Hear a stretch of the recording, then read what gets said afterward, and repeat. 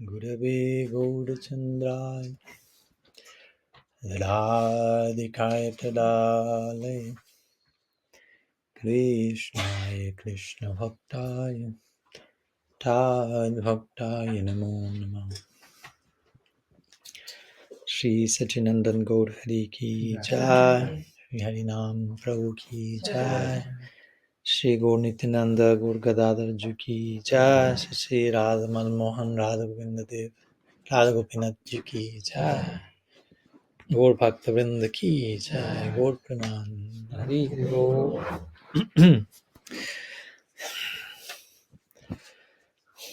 Again, welcome to all.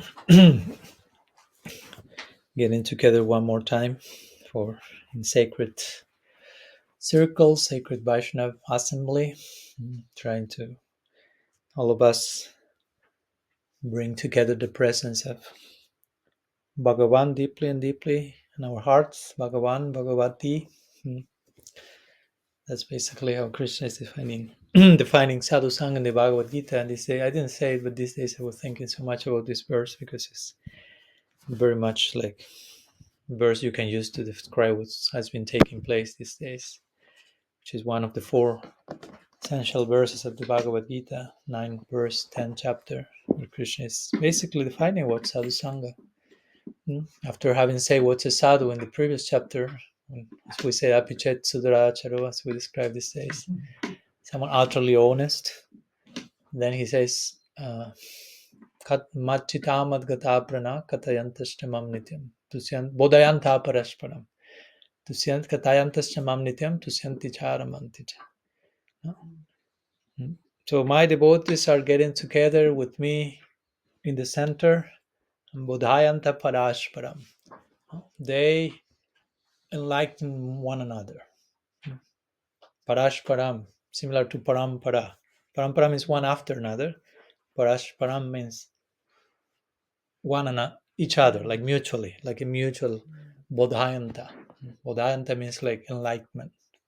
So sadhu sangha means enlightening one another. It's mutual, it's reciprocal, it's not one way street. So Krishna is describing what his devotees do. They get together, they hang out to enlighten one another. What do you have to do today, Sunday evening? Let's hang out and get some mutual enlightenment. And here we are, with that hope.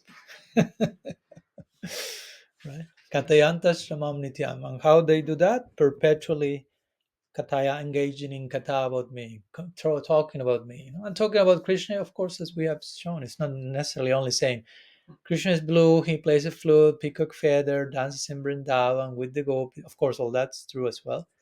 But all the things we have been talking about is Krishna Kata, because it all revolves around how we can become a lover of God in the most wholesome, realistic, deep way. So it's all Krishna Kata. Nityam. So Krishna says perpetually they are doing that. In other words, they are doing that now, and they are finding Tushanti Charamanti Cha. They're finding so much nourishment and taste in that Nityam. They are organizing themselves to continue doing this in eternity. They're making some plan. Let's do this forever. Let's organize the next retreat in eternity. That's basically what Goloka Vrindavan is about. No, it's like retreat for eternity. With those you feel are like-minded, your own family, your own tribe, and serving in eternity in the most pure, beautiful way. But it all begins with sadhu sangha, and the sadhu sangha now, in time, becomes more and more important. That's why Krishna Das Kaviraj Goswami says, Jan Krishna-bhakti janma mul hoy sadhu sangha Krishna prem janmeten ho punarmokyanga. Krishna, sadhu sangha is the root cause that gives birth to bhakti. Bhakti comes from bhakti, inherent or inherited. That verse is replying. I won't say more. There's a book someone wrote about it. But then the verse says, Krishna prem janmeten punar mukyanga. And when sadhu sangha is crucial to begin bhakti, but when you attain Krishna prem, sadhu sangha becomes all the more important. Then you realize the importance of sadhu sangha when you attain divine love, then you realize how much more, what's real sadhu, how much more sadhu sanga you can have in eternity. So yeah, these days we are receiving some appetizers of eternity, so to say. If this is like this, what must be eternity? What must be? So hopefully all that is fueling. And in one sense, of course, if this is like this, what must be eternity? Well, eternity is showing itself here and now. So that's how we can get a glimpse of that, and we can connect with that. So part of eternity will be Istagosthi. There are eternal Istagosthis going on, questions and answers on so many levels. Of course, in the lilas we were talking, I think in Terni in Italy, maybe the daily Istagosthi among the intimate associates of Radha and Krishna is how to keep Radha and Krishna alive in separation from each other.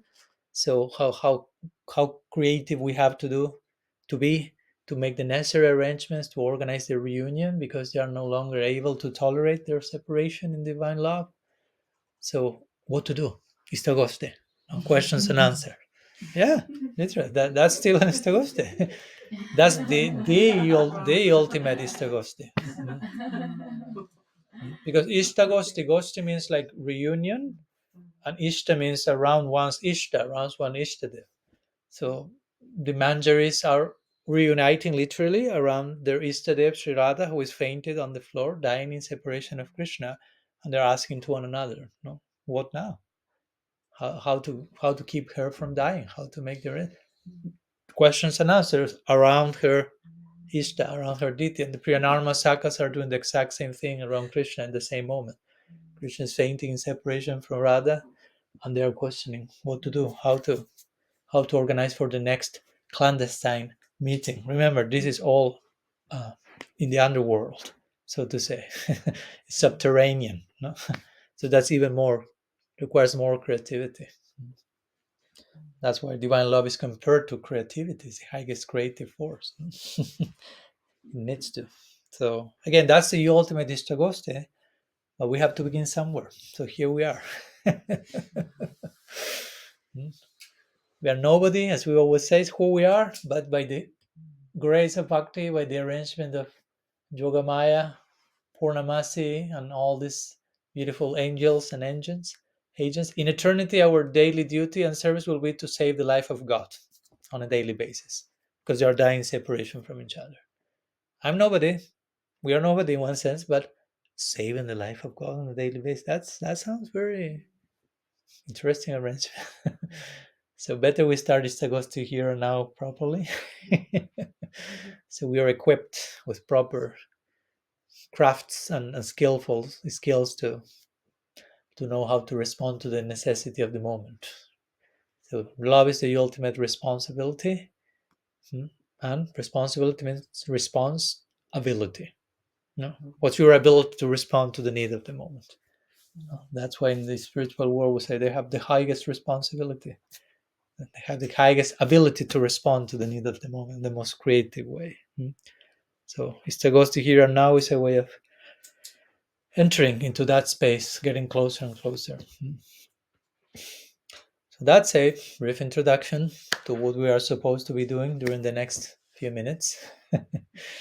Also, I hope you had a good blind walking exercise. I saw a few. That was interesting. I was just talking with someone, and it's interesting to see people walking with eyes closed and others guiding them.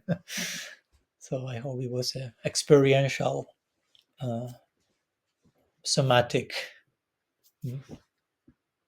exercise to further integrate the theoretical content of our morning class on divine ignorance. So, as we have been saying, the idea today, we can entertain questions, hopefully related, ideally, unless there is some other urgency, but related to the topics of today, probably yesterday as well, since we didn't have Istagosthi in connection to issues and tissues between guru and disciple. So I don't know.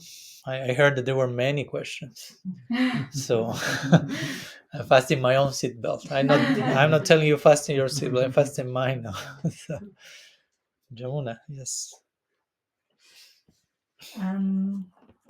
So talk about the Guru being a potential in front of us. So then one may think that I have to copy and paste my Guru. I have to be like my Guru. I have to do what I have to fully follow in the footsteps of exactly what they do. Almost losing our own identity and copy and pasting the Guru onto myself. What is his desires and my desires? Because he's my own potential appearing in front of me. This is my potential, nothing else. Here he is.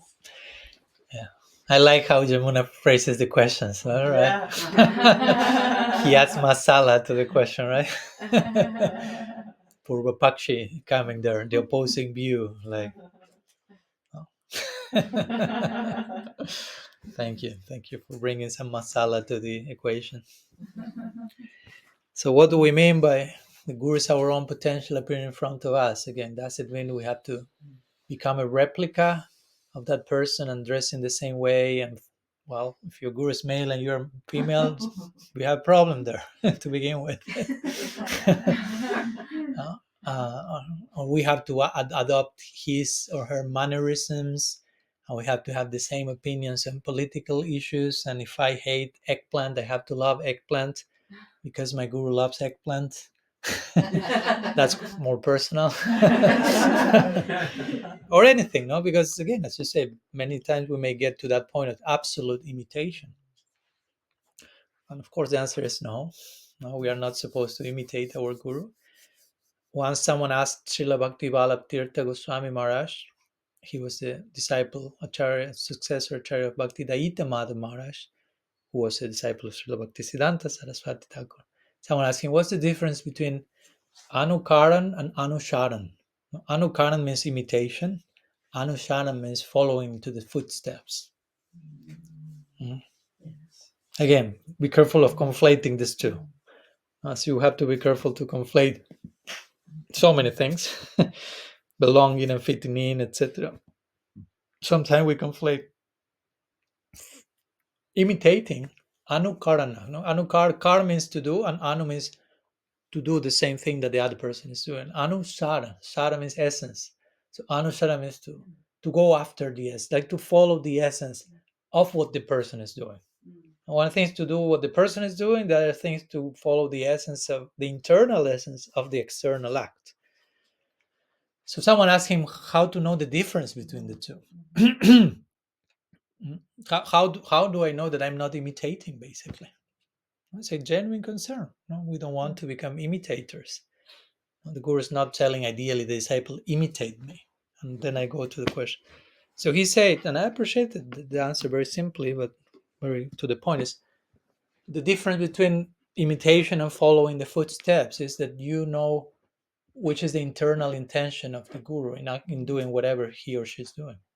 So once you can contact from which place the Guru is doing, then you can know if you can do that or not, if you should do that or not, or how you can do the same things according to your situation.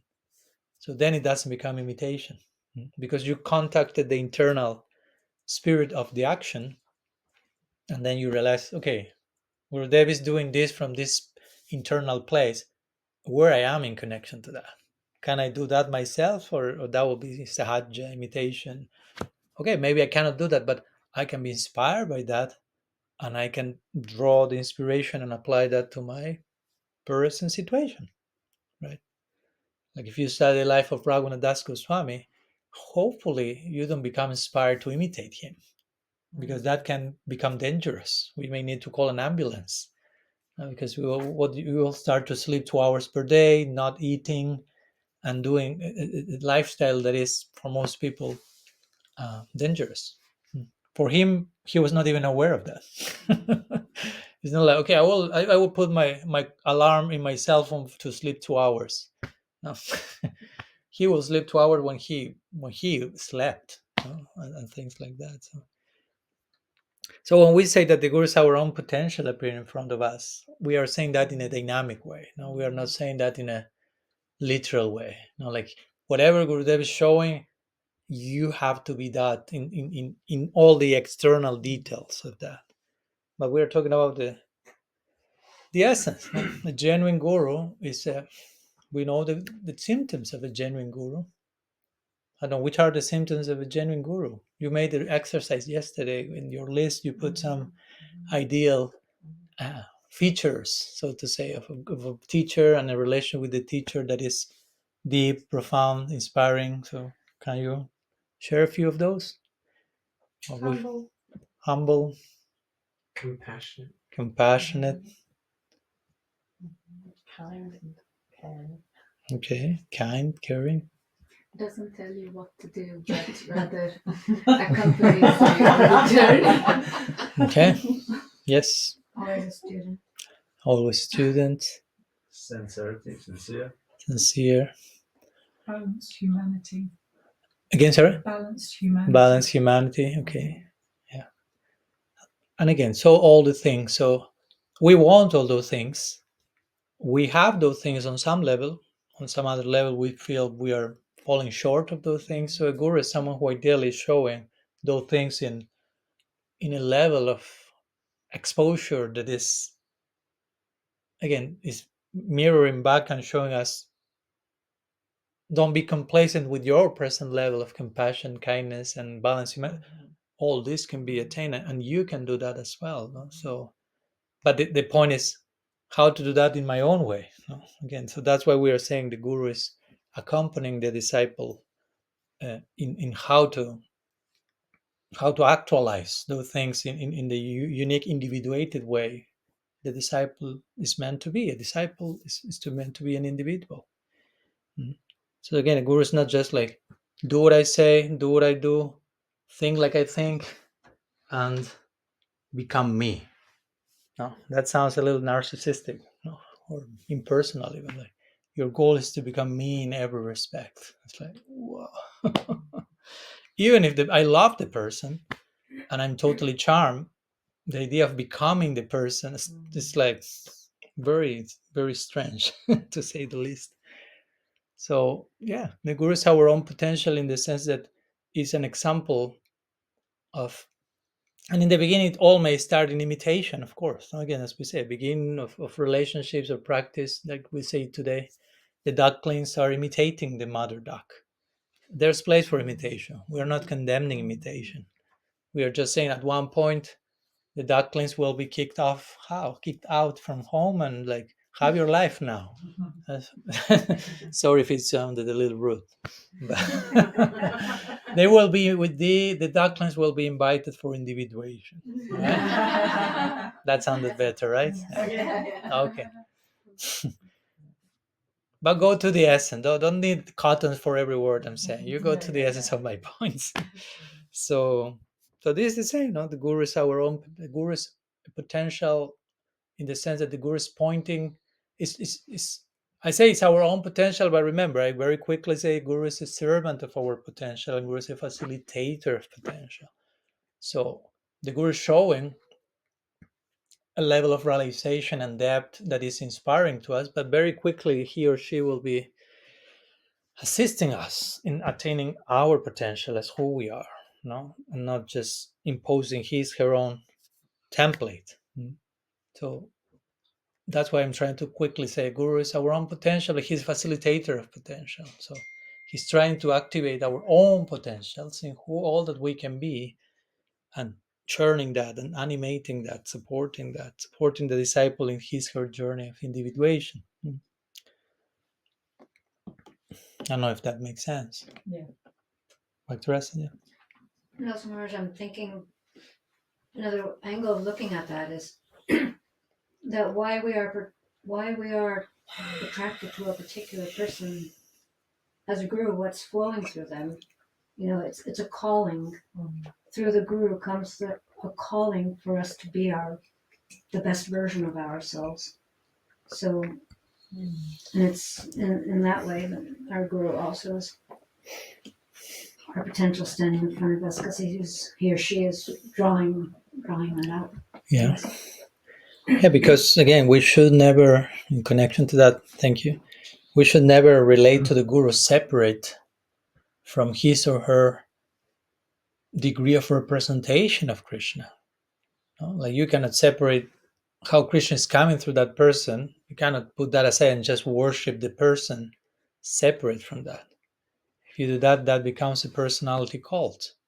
So the person may have her own unique qualities, but those become especially dear to us because all that happens in the context of Krishna coming to us through that person, of the call.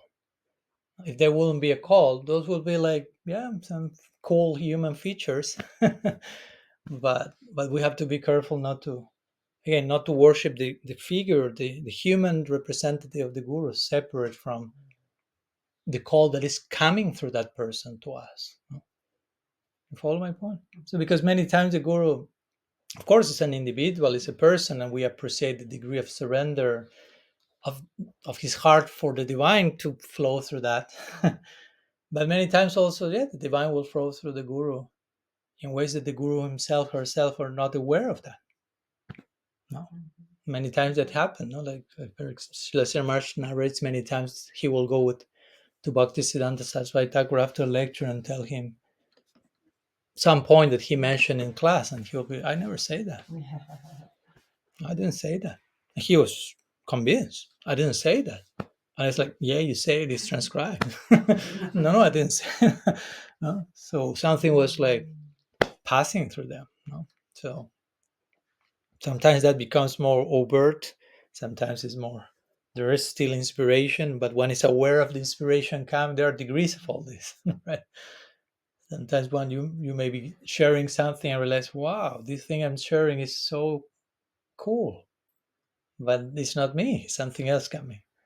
In some cases, you don't even remember that you said that. The current was too powerful to even keep awareness of what's taking place at that moment. And so yeah, I think that's always important. Something else? Who first? I just wanted to add to the previous one. Yeah, Yeah. I mean, something. I was just thinking that, like, in each moment, like, every one of us is invited to be a guru and a disciple. Like a disciple to learn from guru around us, and as a guru to serve. I didn't get the last part. Each of us is invited to be a guru and disciple at the same time, and yeah, in each moment, and as a disciple likes to learn, like, like guru can manifest any, like in anything and anyone, and as a guru like to serve, as in how to help, or in service. Is that you are asking for confirmation of your theory? Yeah, I was kind of like thinking about it. That is, what do you think about it? Yeah, I agree. I appreciate the point. I mean, we talked about it, but I appreciate your bringing it again. That because we like to identify ourselves as students forever, as Srila Siddha Maharaj will say. But at the same time, somehow or other, we, one way or another, we are also gurus for someone, elders, and sometimes it can be false humility, escaping from that. Like, no, I'm so fallen. Who am I to be guru of anyone? No. And actually, it's no. You have to. You're a father, you're a mother, you're a husband, you're a wife. You exist, right? No. Again, being a guru doesn't mean, that has nothing to do with my own merit and me being special or better. I mean, potentially gurus everywhere. No. So it's just me allowing that to happen through me. No? Blade of grass is guru. Tree is guru. Prostitute is guru. Spider is guru. So if I say, yeah, but I cannot be guru. Why not? No? Yeah, I was thinking it's not so much a formal thing, but it just kind of Yeah, happens. yeah, exactly. Of course, there is a formality to those who give initiation, but again, for me, it's, and I don't want to sound too broad to the point that Maharaj, it seems like you are like watering down the idea of guru and it disappeared in every single atom now. No, I'm not saying that. There's an importance to having guides in our life, mentors, and so on. But also sometimes we like over localized the notion of guru, and like very reductionistic, and it's only here, and we lose sight that it's everywhere else. So yeah, we are called to be students, disciples, always, and at the same time, guru. I mean, if you are a good disciple, you're a guru. I mean, even if hey, you don't want, I mean, the bare fact that you are a good student of life, you naturally become guru for everyone. No? That's a real guru. A real guru is someone who is a. So in one sense, there is no escape. No, whenever you become one thing, you end up becoming the other. Unofficially, no, we are not talking about titles and rituals and ceremony here, but in more because you can have the title, you can even give an initiation and be a sexual predator at the same time. No, that happens. No, really. So what's that? No? Oh, he's a guru. No, he's a guru. Sure. 1 second. Yes. He's a guru. Yeah, he's a guru. Okay. in which form? With all respect. No? And someone else is a spider. And that spider is not acknowledged in any parampara. No? No? As an acharya, is not receiving any on Vishnupad Paramahamsa, but it's a guru, according to the Bhagavatam. And so we have to keep the broadest possible definition of anything in mind when we talk about anything, not only guru, especially when we talk about guru. But when we talk about anything, we should keep the broadest possible definition. So whenever we approach that idea, we're not doing it in a exclusivistic, over-localized. This is only what guru is. This is only what grace is, what Krishna is, what anything is. What's the broadest possible definition? Krishna is the first guru. Krishna is everywhere. Guru is everywhere. That's quite broad. There is not a place where guru is not. That's shastrically approved. We are not here creating a new sampradaya. That's sustained by logic applied in connection to revelation. We call that shastra yukti. Yukti means like logic. So we exercise our logical thinking in connection to what the scriptures reveal. Revelation says God is the original guru. Revelation says God. There's not a place where God is not. Then you apply logic to those two premises, and it's if God is guru, God is everywhere, guru is everywhere. If someone say, where is that verse who says that? Probably there is not. Probably Shastra is waiting for you to think a little bit also. of course, no, because if not, we are like, no, but Shastra has to be saying everything. No, Shastra is saying everything in a way that also invites you to think for yourself and extract what is not being said overtly. No, you follow my point? It's not that everything needs to be said like in your face. You also are expected to think for yourself. That's why many times Shastra uses parokshabad or indirect speech, to conceal certain things, or the guru himself, herself will speak in cryptically, or in a way that it's not giving the full meal, but it's just giving hints and expecting the student to do their part. Again, it's a teamwork. If not, we become spoiled. Just Gurudev brings everything on a golden plate, and I'm just like, thank you. Another one, please. Thank you. Put me the cupcake directly. With ice cream, please. so yeah, that's important to keep that broadest possible definition. May not be directly in Shastra, it's implied in Shastra. And there are many things that are implied, and we have to be able to extract them, to grasp them. In one sense, you can say everything is inside the Mahamantra, everything is inside the Om. But let's play out the implications of that.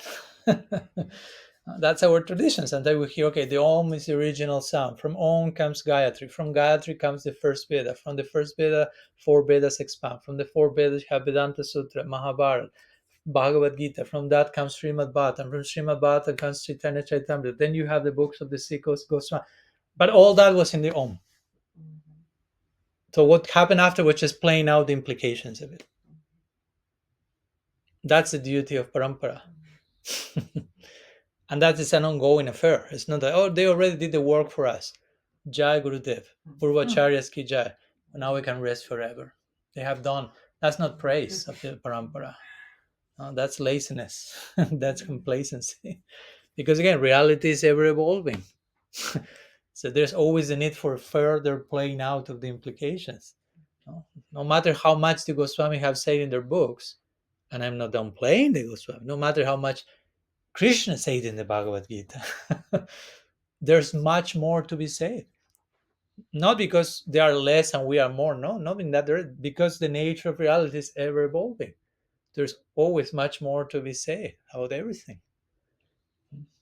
That's why Prabhupada, when he finished the commentary of the Bhagavad-gita, and someone asked him, so what book do you plan to publish next? And he said, maybe the Bhagavad-gita.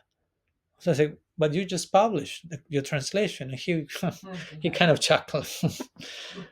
You think that just one translation is all that can be said about Bhagavad-gita? One can publish 108 commentaries on the Gita, and still you have not said almost anything. Right? That's the spirit of a real seer of truth. No? This is ongoing affair. So anyhow, I've gone a few other places on the journey, but we are supposed to be students forever and teachers forever. And teacher, as you say, yeah, teacher can be a giver. And again, teacher is also taking responsibility of being elder for someone when the time is necessary. That's also a humility. It's not that I'm always junior because I'm so fallen. No, sometimes you need to be a mother and you have to be an elder to your kids. I mean, it has to happen. If you tell to your 2-year-old, we are just friends and we are equals and let's share thoughts about what to do with life, no? And your 2-year-old is just waiting to imitate you. That's what we are saying. It's looking at it like, just tell me what to do and I just copy paste. So I depend on you for survival. Yeah, that's it. You cannot just be a body of your 2-year-old. You have to be, has to be some hierarchy, some elder, some responsibility, some guru-ness. So, and in time that may take different shapes and forms, but that's all in the spirit of service. That's the point. No? Like once, just to conclude, and Madhumati was raising her hand, and also Karuneshwari. Once I remember talking with one Prabhupada disciple, South America, a friend of mine, and he will tell me, every time I accept disciples, actually, I feel that Srila Prabhupada is sending these people to my life to engage me in his service. So I can increase my discipleship toward my guru. So instead of feeling that I'm accepting disciples, I feel that I am accepting my guru more and more through each disciple. So I'm, instead of becoming more and more guru, I'm becoming more and more of a disciple. No? And that's how, I mean, he takes the responsibility of being a guru, but in the spirit of being a disciple, right? So that's the idea. It's not like my guruship becomes isolated from my discipleship, but it's just an extension of being a disciple. As I say, being a disciple, if you're a good disciple, you start to become a reference point for many in terms of, for example, in the Gaudiya community. If everybody is very exemplary, very inspiring, people will start to look up to that person as a guide. It's not forced, it's just natural. The attractiveness of her realizations and modern practice becomes like people wants to be in touch with that person. It's not, it has to happen like that. It's not like, I don't know, let's make some like formula who will be guru or appointing or some people wanting to be guru and please, what do I have to do to be guru? That's a little weird. No, because the question is why you want that. No. Why? No. If you want to take care of people and take responsibility, that can happen without signing any paper. It's just doing it. Whatever follows from that in terms of formality, that's Krishna's arrangement, Krishna's will. But I personally would say we should be careful not try to look for that ourselves. No, one has to be a servant, and if my servanthood creates inspiration in the form of people who look somehow become inspired in that same servanthood that inspire others, now my servanthood takes the form of accompanying the people in the journey, and whatever that happens as a result of that still has to be an expression of my servanthood, as I gave the example. Even if eventually someone ends up giving initiation, it should be like the example I gave. I'm accepting my guru more and more. I'm becoming more and more of a disciple. Radhikar Prima Guru Amisishanata. Krishna himself said, I'm a disciple of Radha. I mean, God is a disciple. Forever. He's happy to be a student in Radha's school of love. So, I mean, Krishna is happy to be a disciple forever. We should be careful to be equally happy. As I mentioned, radical personalism. To be a guru is just to be a disciple from a different place. That's it. From a different position, from a different function, but it's still discipleship, taking another shape. That's it.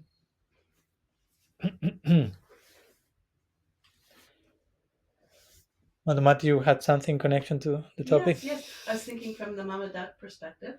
From the Mama duck perspective. yes. Having been a mama duck and having 4 little ducklings. Yeah.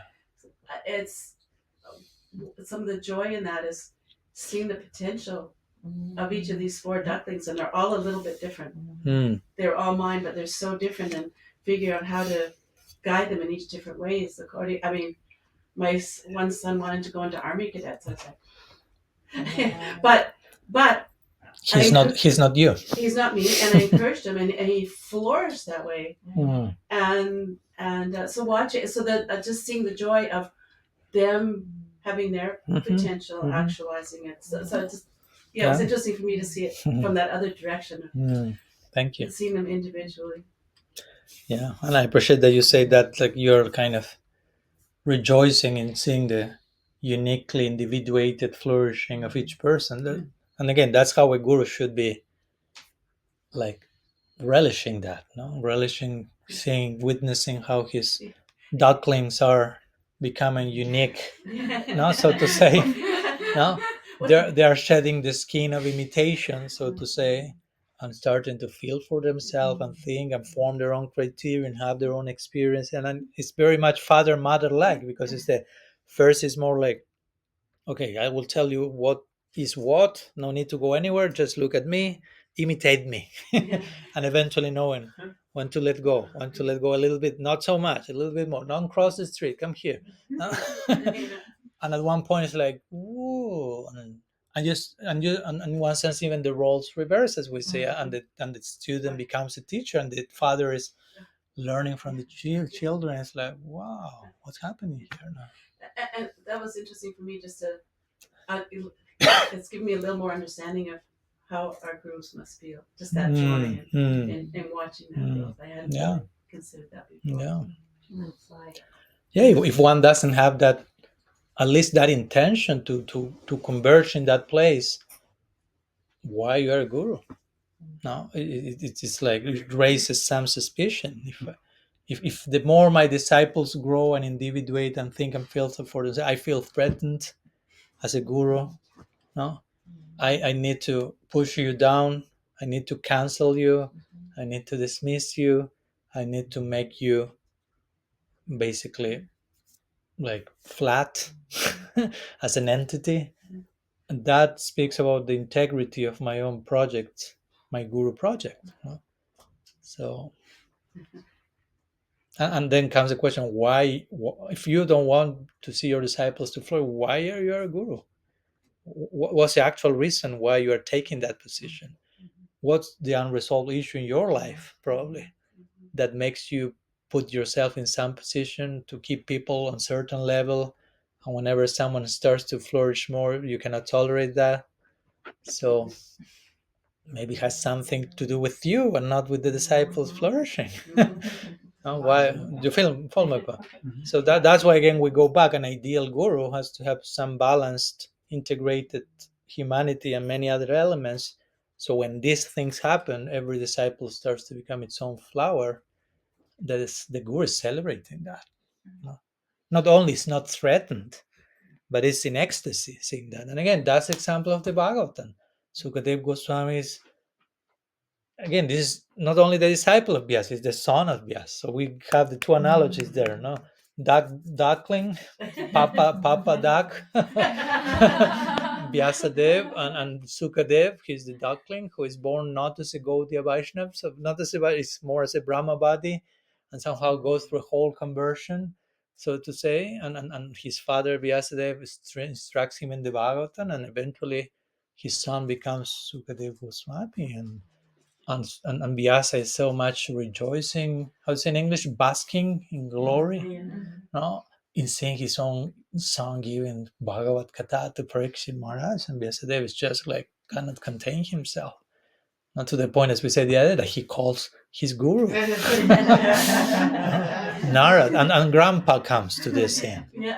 Again, that's a culture of elders. That's a healthy culture of elders. No, the young boy is not taking over, but taking the baton.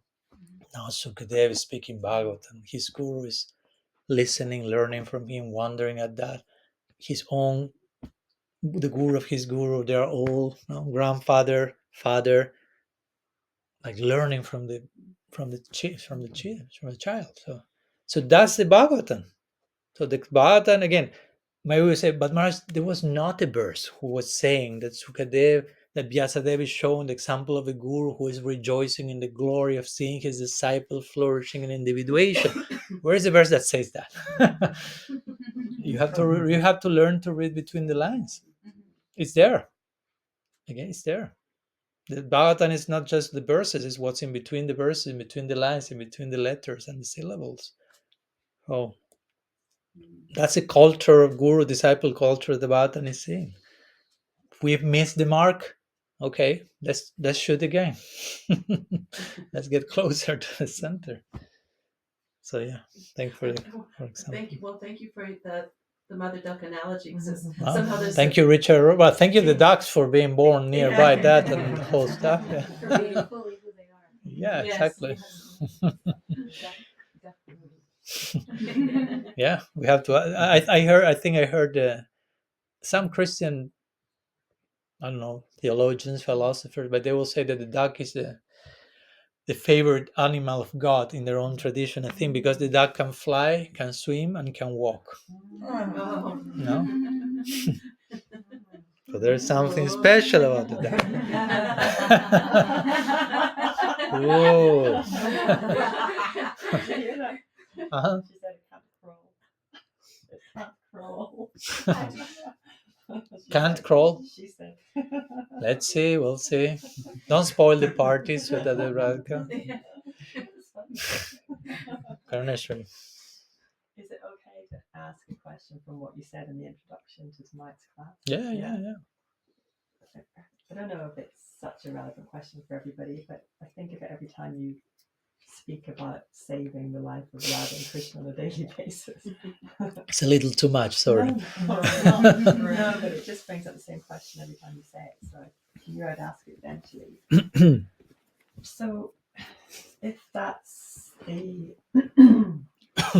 Actually, before I ask the question, when you were saying about this Q&A, we will do it in eternity. This afternoon, Yogamai and I were laughing. This feels like Christmas Day every day. Especially with the picnics. Spending time with friends and family and nice exchanges and eating and like Christmas every day. Feeding with fire. Yeah. But the question is, if that's the eternal engagement with this relationship with Radha and Krishna and bringing them together and saving their lives, that's a different concept than what I understood, funny enough, along with everything else. So is that like in conjugal ras, that's the relationship, it's serving the divine couple, because that seems much nicer than trying to have a relationship directly with Krishna yourself, which is what I understood it to be in the past. Oh, okay. Do you understand the question? I think so, yeah. Yeah. Yeah. Well, of course, there are many windows of opportunity in our sampradaya. For example, Krishna-das Kaviraj Goswami will say that Mahaprabhu came to give Chari Bhav, which is the four bhavas of Braj. No? By four means Dasya, Sakya, Vatsalya, and Madhurya. But of course, each one of those have so many subdivisions, as Rupa Goswami describes in Bhakti Rasamrita Sindhu. And even on top of that, many associates of Mahaprabhu were not even aligned with Braja Bhav. You have a Murari Gupta who was Hanuman, and he's welcome also. So Gaur Lila has a lot of depth, but also a lot of breadth. So it's welcoming anything and everyone and everything. So I was talking today with Rasangi, who came to visit us. Not you, Rasangi, from California, sorry. We wait for you next time. But yeah, I remember talking to a friend of mine. He has been a Gaudiya. He then went back to Christianity. His eternal prospect is Christ and Mahaprabhu. And he feels that it's possible due to the Audarya disposition of Gaur Lila. So that's a whole conversation. But in connection to your question, of course, at the same time, we have this thing, okay, but Mahaprabhu came to specially give certain particular mode. Anarpita charim chirat karunayavatirna kalu samarpajum unnata uchbalarasam savakti shriyam, which sometimes is translated as Manjari Bhav, Radha Dasyam, the mode of the Manjari, which no doubt there's lots of emphasis on that in our tradition, and no doubt most sadhakas in our sampradaya have that affinity, which doesn't mean that that's the only possibility. So we should be careful of not going to the extreme of saying this is the only possibility and anything else is bogus or deviant, or they did some aparad and because of that they were downgraded to something lower than the highest thing. And we enter again in this hierarchical better, worse, us and them stuff. So so in terms of your specific question, Rupa Goswami speaks of two types of romantic love. One being the aspiration to relate directly to Krishna romantically, because again, Madhurya Rasa has these subdivisions. I will spare you of the technical details and the terminologies, but in general, he will say Kantavav. There's one terminology. So Kantavav means the direct connection to Krishna as a lover of him. And then comes Manjari Bhav. Manjari Bhav, the mood of the Manjaris is they don't want direct connection to Krishna, even when Krishna is suggesting that. There are many instances in Shastra, many prayers of our Goswamis in their Manjari Swarup, where Krishna is coming to them and they're like, and they're praying to Krishna, please, Krishna, I don't want to have anything to do with you directly. My most earnest prayer is to serve you and Sri Radha at the same time. The two of you together are my Ishtadev, the object of my worship, is to see the two of you together. That's the perfection of my eyes. Don't look a separate relationship with me. And Krishna will test that and will insist, and the Manjaris will even sometimes Sri Radha will tell Krishna, go and harass that Manjari, so to say, just to see the loyalty of the Manjari's mood blossom. That's basically the idea, and everyone will be fully satisfied by that. So again, generally in our sampradaya, when we speak about romantic love, conjugal love, however you may like to call it, Madhurya Rasa, Madhurya Bhav, the main emphasis is Manjari Bhav, which does not include a direct connection to Krishna. Even if Krishna sometimes may try to force the whole thing for whatever purpose, the spirit of the manjar is, I don't want I want to enjoy Radha's union with Krishna. That will be that's my glory, that's my enjoyment, to see the two of them, and vicariously is in English. That's the way that the manjaris are. That's tadatmya. That's a form of tadatmya. I'm so empathic with Radha's experience with Krishna that these different symptoms and things that she's experiencing start to manifest in the body of the manjaris. While they are many times like how to say, like peeping from the lattice Yes. about the romantic union with Radha and Krishna. That's their way. So that's the main emphasis. But again, I know devotees in the Gaudiya Sampradaya, no need to enter into names, who want Kanta Bhav, who wants direct romantic interaction with Bhagavan. So that may not be the cup of tea of some, but that will be the cup of tea, the chalice, you say, of some. So, so again, it's not a deviation. It's not something bad. It's not something. As long as it's fueled by sincere motivation, that's in itself glorious. When it has, I mean, we have been talking already. People, you want to merge into Brahman, that has a place in eternity. So that's glorious in its own way. What to speak if you want to have romantic connection with Krishna? I mean, what to speak of that then? So yeah, that would be how I will speak about it. There is the main emphasis, the main window of opportunity, but that doesn't mean that any other variety of that same conjugal love is to be seen as disposable or anything. Yeah. Does it make sense? Or there's something else you would like to ask? It completely makes sense, 100%. I just hesitated to say something because it's like so way above where I'm at that I feel like totally unqualified to make any comment on it. So it's just a logic comment rather than like a realization comment, which is like just logically it would seem that if you're worshipping Radha Krishna, that would be more of a natural move because you're serving them as a couple rather than just directly trying to have a relationship with Krishna or worshipping Radha Krishna. Yeah.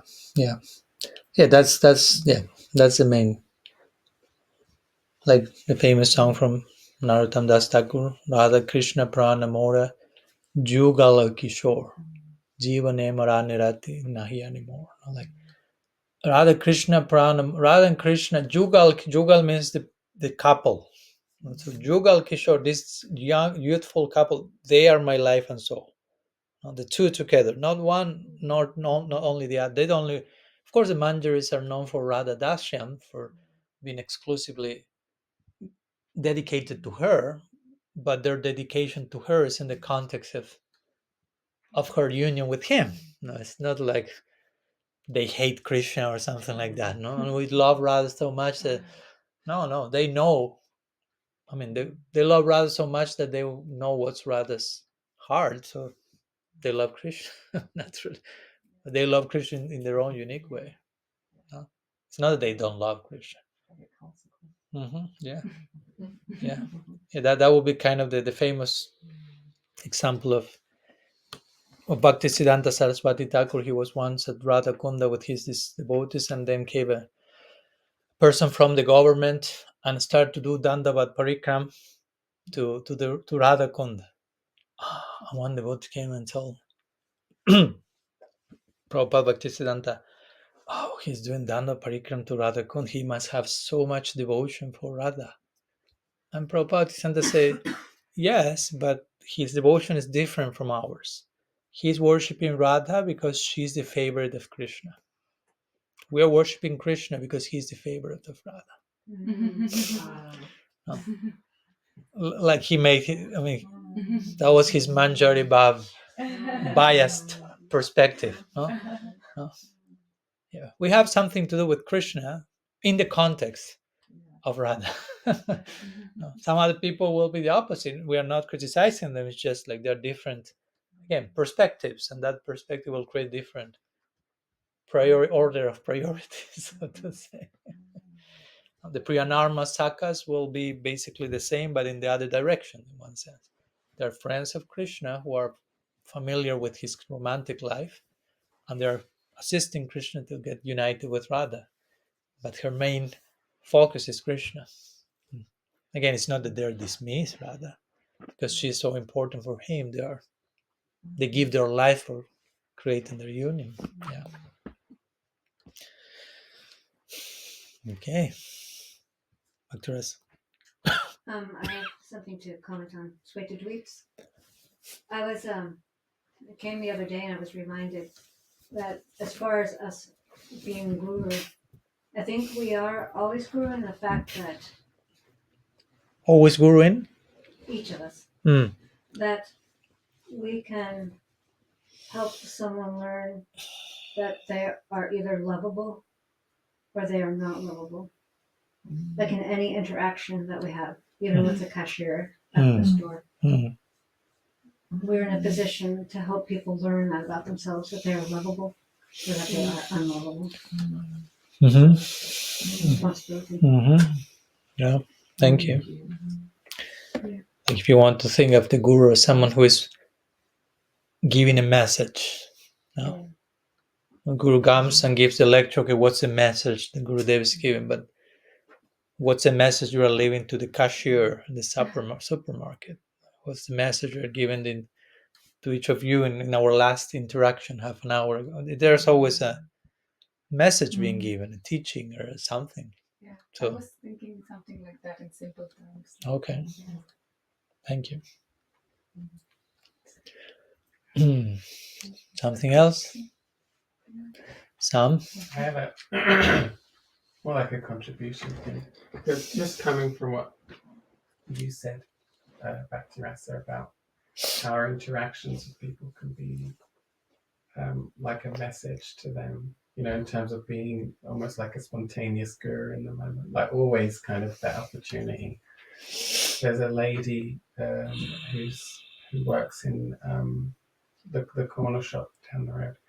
And it was just kind of like a spontaneous thing where she kind of, every time she gives me the receipt, she lovingly folds it into like, it's just like it's not like a shape or anything, but it just came as like this. So every time she serves me, she does it, and we have this exchange, and it's so simple. But I think sometimes that can happen. You can almost take on I don't know, it's almost like disciple guru disciple, kind of almost like a perpetual kind of alternating thing, Mm-hmm. where she's giving something, imparting something special, almost unspoken in a way. And then you're receiving is in a way giving back. Mm-hmm. So sometimes I think that the gift can be like a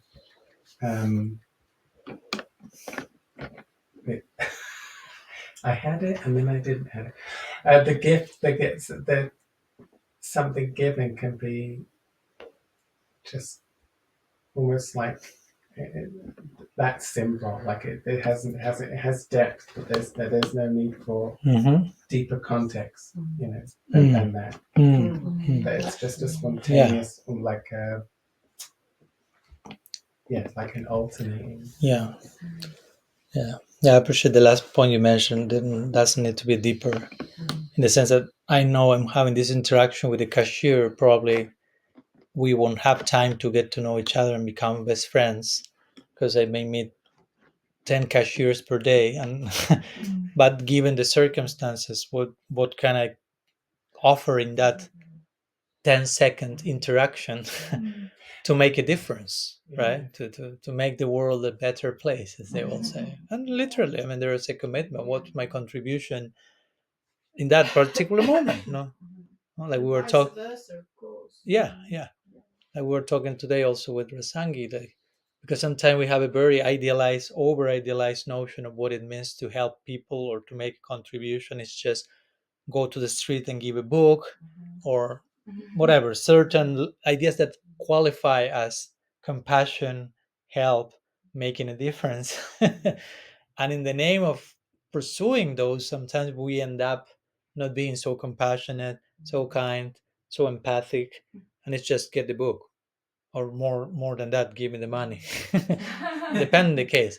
And sometimes it's just giving the person a moment of unconditional listening and acceptance, and that created more an aha moment and a samskar of transformation that the whole collection of Bhagavatam distributed, without dismissing that distribution again, as long as it goes with the element of compassion and presence. And but sometimes you don't have anything to give externally, but you can give presence, you can give unconditional acceptance, listening, and that's the main thing to give, and that's the main thing to receive. It's always reciprocal. That's why Rupa Goswami, when he speaks about the loving interactions among devotees, he pairs all of them. He puts them all of them in pairs of giving and receiving gifts, giving and receiving prasad, giving and receiving your heart.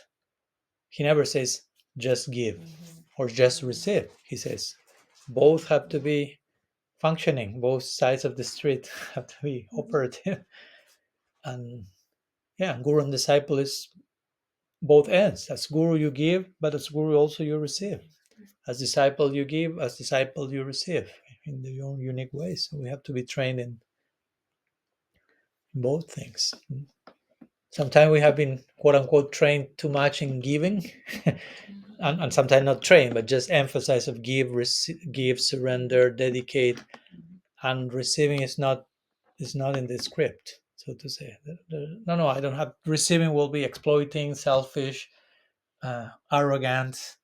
No, you have to learn how to receive in a way that is humbling, in a way that is moving, in a way that is supporting the interaction. It's not just giving. No?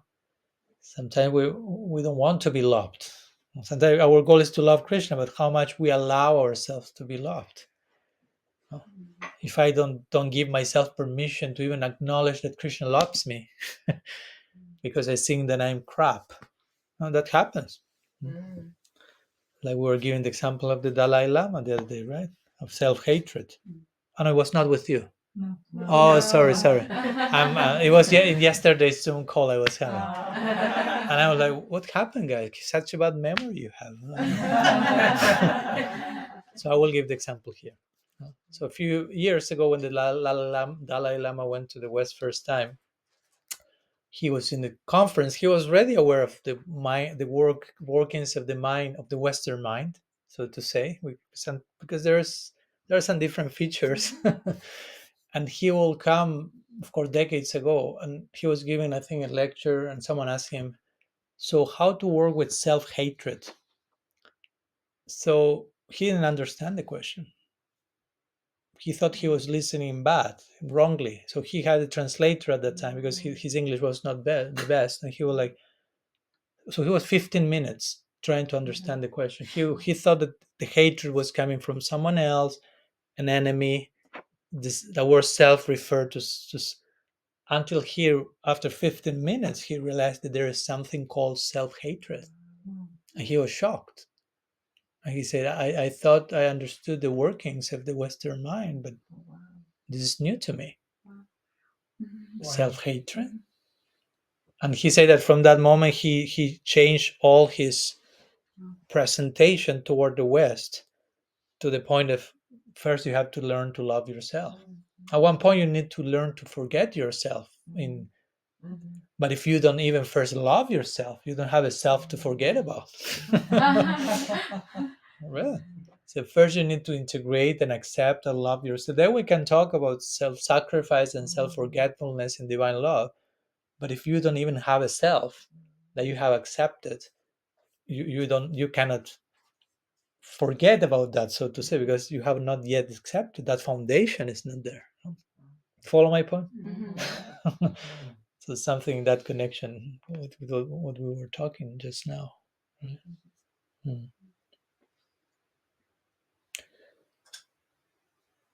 Oh, back to Rasa. I just have Sorry? a story. quickly to illustrate what you were saying. Srila Prabhupada, I think he was taking walks at Stowe Lake, and there was a person that was sitting in a car every day. They would go for a walk, and he would look really depressed. He was just sitting in the driver's seat, and he'd have his window open a little bit. And every day they would go, and he was there. And one morning, Srila Prabhupada walked over to his car, and the guy rolled down his window, and Srila Prabhupada said, "Good morning." And that was it. Yeah. He walked away, and all the devotees were like shocked because he didn't say Hare Krishna, he didn't any of that. He said He didn't even give him a cookie. no, no book, Yeah. no nothing. He just said, "Good morning." Yeah. And then walked away. Yeah, he acknowledged his existence. Yeah. Because many people, and that's research. Research shows people in homeless conditions. One of the main, the thing that pulls them down the most is the fact that they're just lying there and everyone walks like if they don't exist.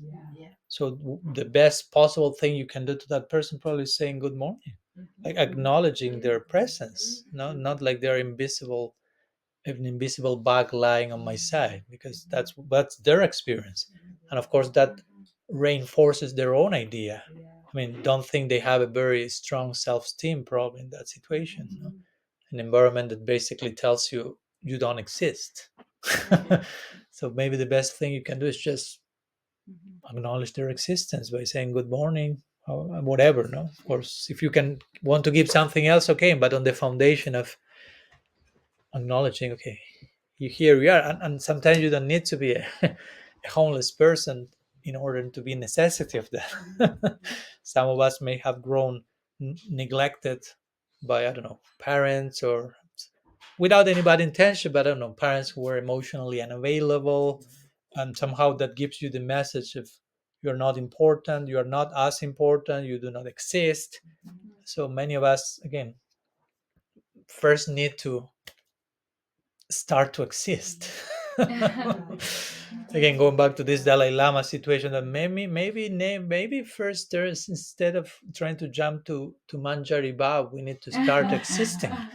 I'm not saying everyone, I'm not trying to force everyone to stop talking about Manjari Bhav. I'm not saying that. I'm saying depending the case, but in many cases, in my limited experience, I see many members of the Gaudiya community which still have deep problems of self-hatred and self-loathing and problems with their own existence. So how can we just go and try to talk about Lilas in Vrindavan hoping that magic will happen? No, there's some things need to be in place first. If I do not acknowledge my own existence and I'm absolutely fractured and dismantled, how I'm perceiving Radha and Krishna, which are the lenses through which what's my idea of God? So sometimes we need to do deep work in that, in the service of Manjari Bhav, so to say. It's not separated. No? I remember we gave that lecture in Alachua some months ago. It's 3 lectures on self-love in Bhakti, maybe you recall. And I think one day before that, we have been celebrating, I think it was Gadadhar Pandit's appearance or something like that. So we were like talking about the highest of the highest, and then we are talking about self-love, and it's like. So I tried to make that point. They are not separated. This foundation, this depth in foundation, is in the service of the highest peaks, the highest reach of our tradition. So you were raising your hand, the two of you. Yeah, it was just to add on to what Bhakti Rasa had said. This was the point that was in our local Tesco's when I lived in England, and they were trying to shut all the tills down. What's tills? Sorry. The tills The are cash register. cash registers. Okay. Yeah. And make everything automated, And we said to them, to the management, and also to the ladies that were on the cash registers, that you are probably the only person that some of these elderly people see during the day, and to have a conversation with. And they agreed with us, didn't they? And it was like, loads of people were there, and then there was sort of started this whole movement where they ignored the automatic and they went with the cashiers to keep them there. Wow. Yeah. Okay, interesting. Yeah. Because it's true.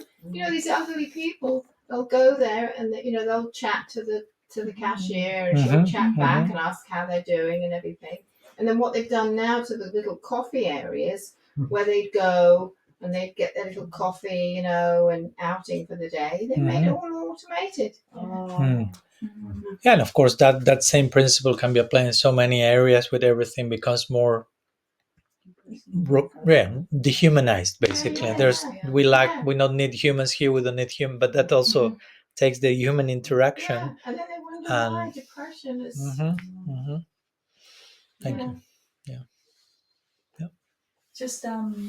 Just following on from what you were saying about how we, to work on a humanness, and that sometimes people speak about, Manjari Bhav, avoiding all of what needs to be dealt with, or if there's brokenness there to be dealt with. Is that some, it's very common knowledge that the thing is, well, almost the time of death has become an anger of bhakti in itself that will transform you, as if it's, it has its, we're dying, all the time, but somehow or another it's become like a part of a spiritual cleansing experience, that at that moment there's a whole bunch of stuff going on and you're going to pop out, as a manjari on the other end. It's kind of become over-idealized. Over-idealizing death. Of course, I get the point, and of course I don't. Bhagavad-gita says, Jam Jam Bhapishmaram Baram Tyajanti Ante Kalivaram Tam Tamivaiti Kauntiya Sadatat Bhava Bhavita. Whatever state of consciousness you have leaving your body, that's where you go. So it makes it pretty clear that you go where you want to go. Right? So, I mean, if you don't want to go to Golok Vrindavan, you won't go to Golok Vrindavan. And I'm not being cruel by saying that. On the contrary, I'm being kind, respecting your choice. And I'm speaking for Krishna here. Krishna is saying that if you don't want to come to Golok, I won't force you. I'm not that bad. I'm not that cruel. If you want to do something else, do something else. And you will go wherever your choices are taking you. Which again, for us, most of us, is terrifying, because it means, I have some responsibility in life. It doesn't happen everything automatic by magic and I have to stop being myself. No, that is that you are yourself. Sometimes we think that we want to go to Goloka as more of a to get out. And that the death will transform and make that all happen. Like I mentioned in the book, many times we think of spirituality as an evacuation plan for into the afterlife. No, just let's get out of here. And as we talk these days, Golok, Vrindavan, spiritual world, it's a state of consciousness. So if you are not there in consciousness, you are not going anywhere. And if you are there, you are there. That's it. No, and that said, I will say one nuance to the answer.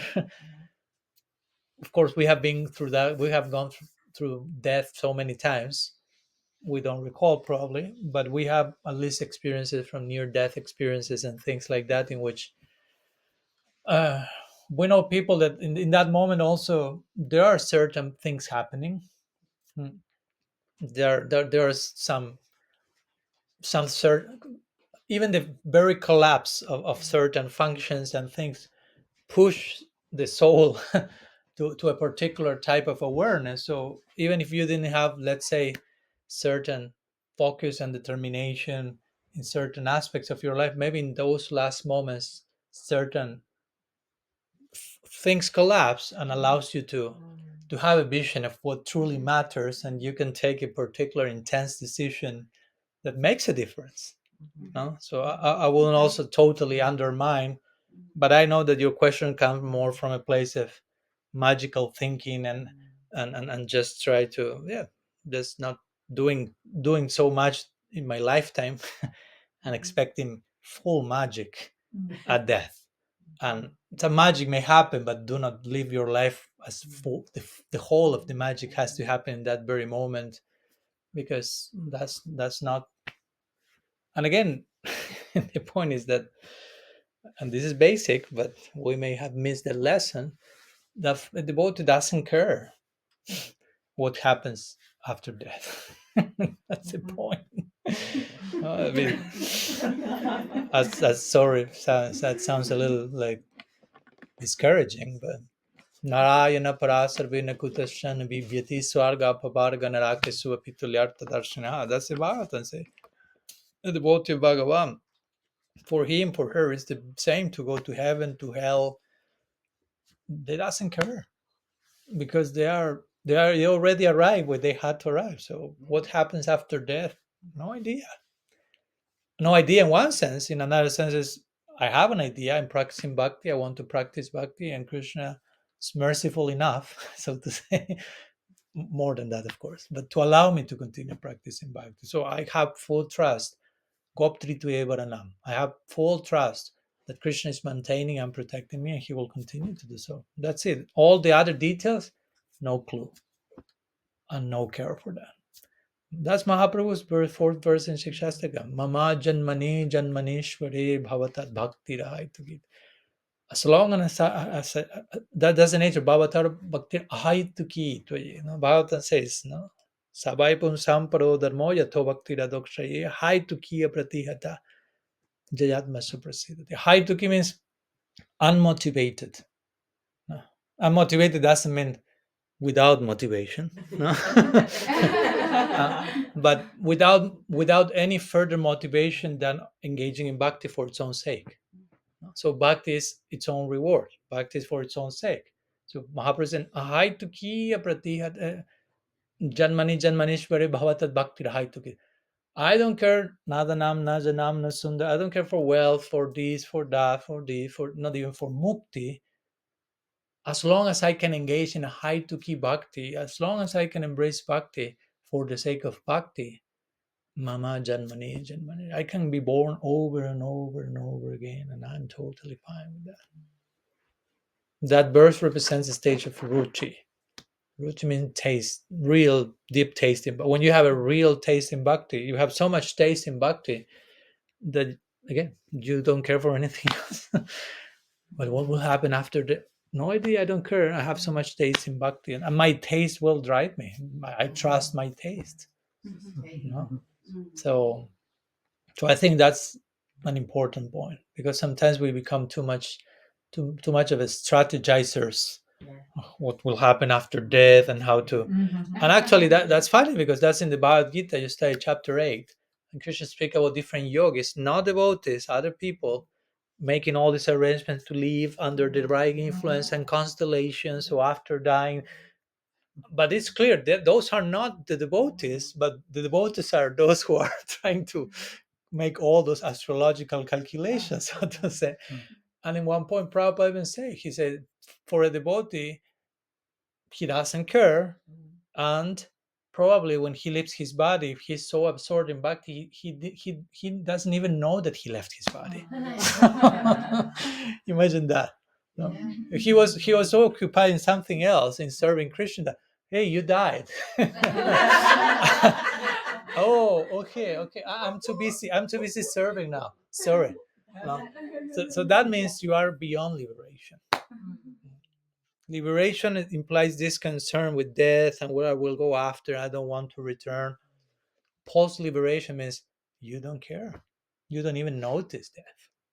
You are so engaged in bhakti that death happened and you continue in the uninterrupted flows. Sorry, what? That happened and we're all already dead. We just don't know it. Yeah. In a room in Golaka Vrindavan. So that's extreme to which Prabhupada spoke about, that you can die and even you don't notice you die. For other people, it's like that's the most noticeable moment and the main thing that will happen. But when you realize that the main thing that is happening is bhakti, everything else is like lose priority. No? So that's his emphasis. Our emphasis is not to calculate, strategize our evacuation plan for the afterlife in the right constellation, but just be as present, as open, as surrendered to bhakti here and now. That's how, trust the flow, trust the rest of what happens, what comes after that. Krishna himself is saying that so many times in the scripture.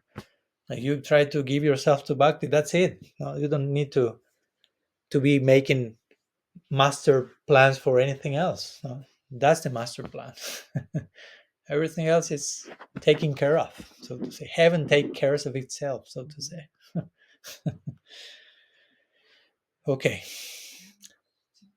One more. Okay. Yeah, one more, because it's to be 8, and I know there is some other local gathering. Yeah, we can have a few minutes. Yeah. Radha Priya, I yes. only wanted to say something in connection with the fluidity of guru and disciple being, and maybe everybody knows, but it reminded me of when Prabhupada was speaking to his disciples, and he was weeping and saying, "Thank you, you were helping me to serve my guru." That's right. Wow. So beautiful. Thank you. And that in turn reminds me of his own guru, Bhaktisiddhanta Saraswati Thakur. There is a famous Vyasa Puja lecture he gave. He was his last Vyasa Puja before leaving his body, and he will talk to his disciples. You can look for that, it's famous. He talks in that same mood. He says, like, "Hey, I'm here, sit on this big seat, talking to all of you in my day." He starts to talk to his, but actually, he says, he speaks to his disciples, "Actually, you are all my gurus." And he starts to speak and praise to each one of his disciples as, "You are my guru, because you are engaging me in this, and because of that, and I'm serving you." No, you can imagine how the disciples were feeling. So that again, and you are mentioning Prabhupada. So again, that's the descending current. That's how it's supposed to be. That's how it's supposed. And it's not a mere formality. Okay, it's my birthday. I have to say some kind things to people, but actually, I don't believe them. You know, they are there. So Tadu Radhika will go. We'll conclude with this one. Okay. It's a question on today's class, actually. You were talking about mystery, like God being a mystery to us, and we being a mystery to him, and him being a mystery to himself. Yes. And I was thinking in Bhagavad-gita, he also says how, like, he knows past, present, future. So I was thinking, like, then it almost seems like he knows what's going to happen in the future. Like, I don't know if it is like us in terms of like what we are going to be or something like that. Because you're saying it's a mystery, and it makes sense, because otherwise it might be a bit boring to already know what's going to happen with everybody. So yeah, I mean, kind of want to understand how, what does it mean when he says he knows past, present, future, and at the same time it's mystery. That's a long conversation. Sorry. No, don't feel sorry. Yeah, sometimes there are different stances in the connection, but I appreciate the point, because how to harmonize that God may not know something without we are not making less of Krishna by saying that. No? Again, it has to be done in a skillful way that it adds charm. So what it means that he knows everything, especially future, no? Because you can say, okay, he can be aware of all that has already happened or that's taking place. But what about all that is will take place in the future? And some theologians, and again, there are different views, but this is an interesting one. They will say God knows about all possible outcomes for the future. In that sense, he knows the future. He knows all possible outcomes, but he cannot be certain about future events in specific detail, as they are not yet knowable. They have not happened yet, so to say.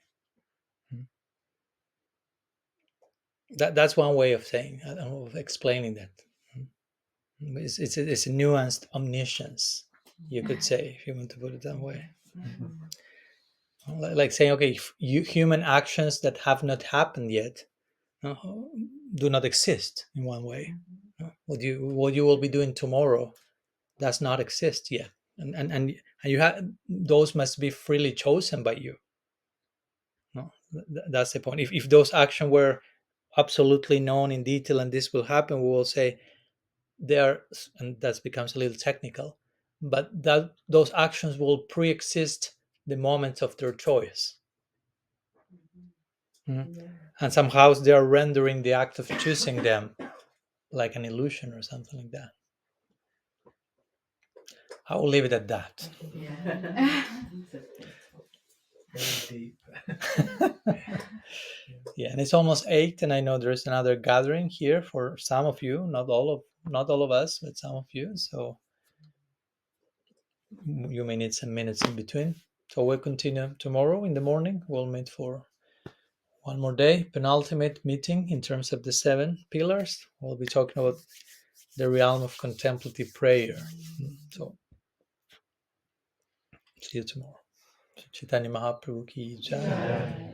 Shri Harinam Sankirtan ki jai. Sadhu Sangha ki jai. Gaur Bhakta Vrinda ki jai. Gaur Premanand Hari Bol.